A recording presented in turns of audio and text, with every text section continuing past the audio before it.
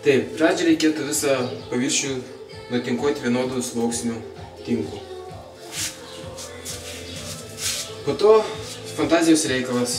Galime mentelę ar kokią nors kitokią priemonę. Darom žuflėtą paviršių. Ir čia matosi visokių čia paviršių yra išgaubtų ir taip toliau. Dažymo principas labai paprastas. Pasiimi kempinikę, penzelį, mirkai į dažus, padengi vienodų sluoksnių kempinikę ir nespaudžiant, labai švelniai visą paviršių dažai.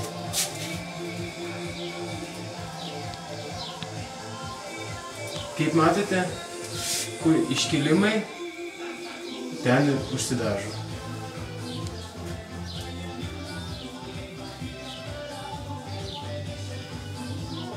Tik svarbiausia nespausti kempinikę, nes po to gali ir užsidažyti žemesnės vietos.